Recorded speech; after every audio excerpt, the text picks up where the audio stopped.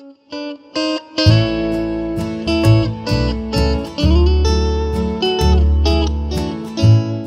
of us would walk in a group to school, and that's where we had our first encounter with German prisoners of war.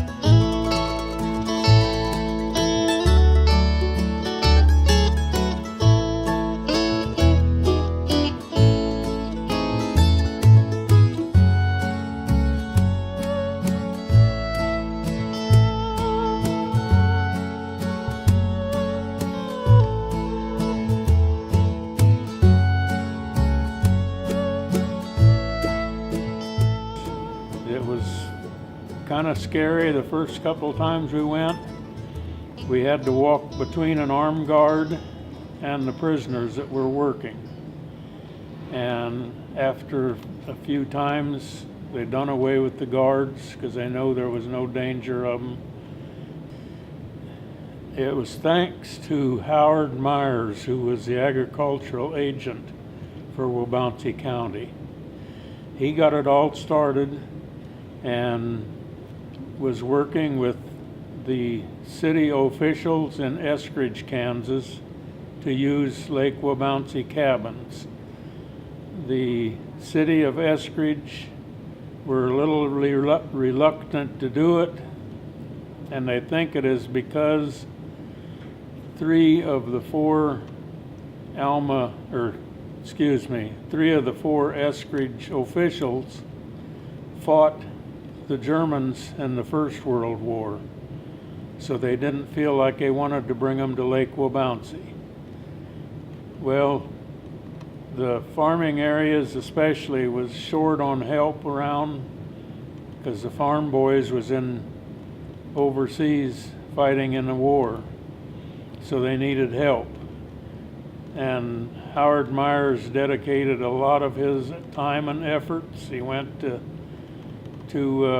Concordia, Kansas, where there's one of the largest prison camps in Kansas, and he dealt with the officials out there, and they finally agreed to send 100 prisoners. There was like 60 of them, I believe, that come later on, and 40 of them come early and started helping prepare the cabins at Lake Waubonsee. And there were certain things that the Geneva Convention demanded, and one of them was they were to be allowed 40 square foot of living area per prisoner. And that's how they decided how many was going to be at Lake Waubonsee.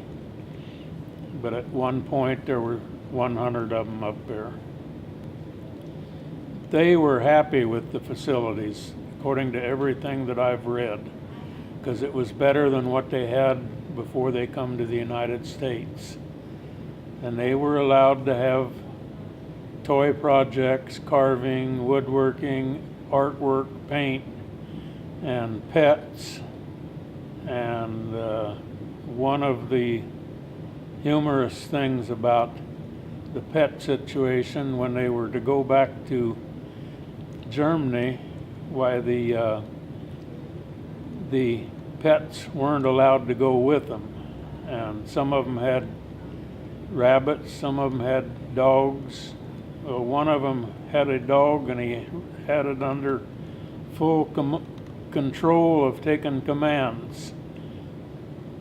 And a young man at that time, and I can't think of his name right now, lived in Alma.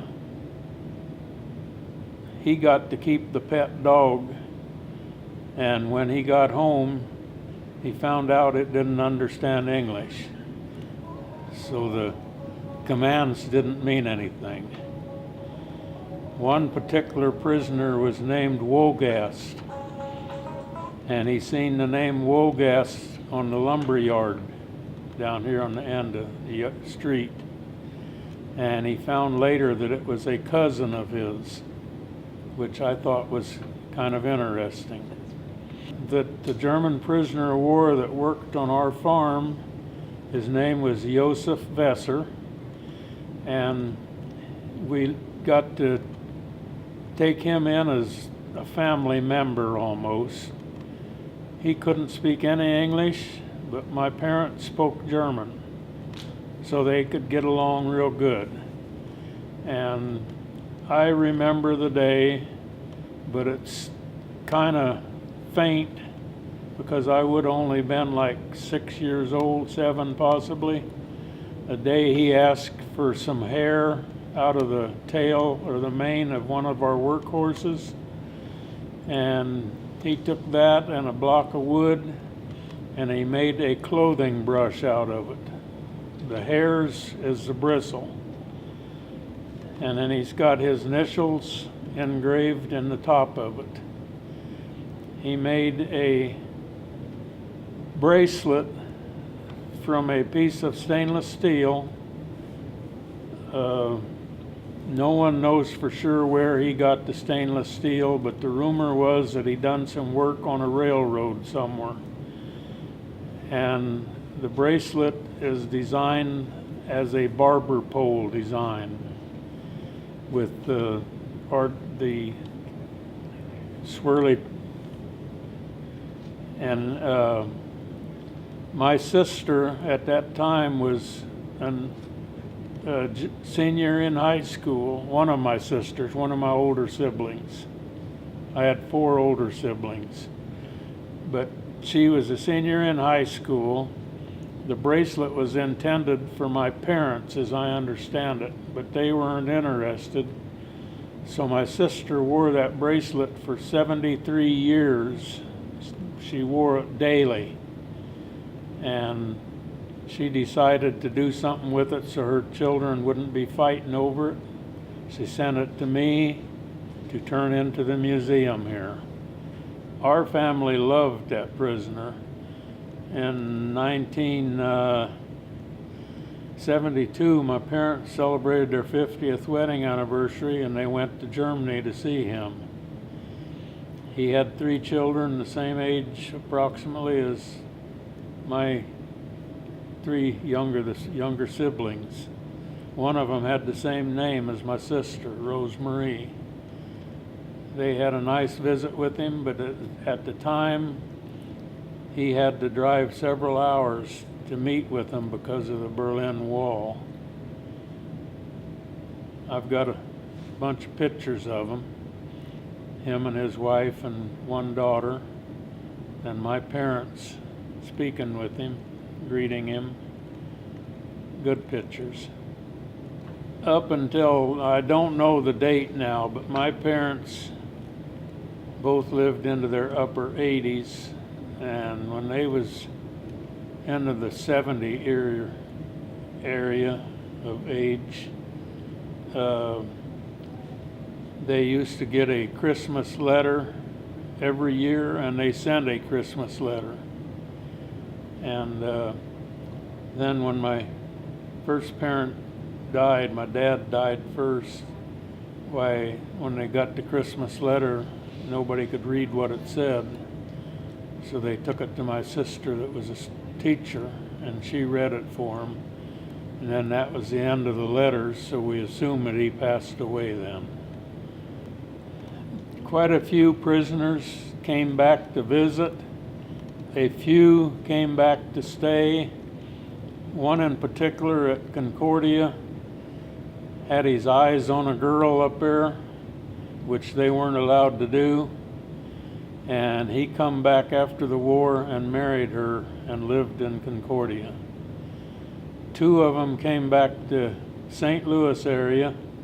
Now this is all in what I have read. I don't know where I've read all of this, but different books.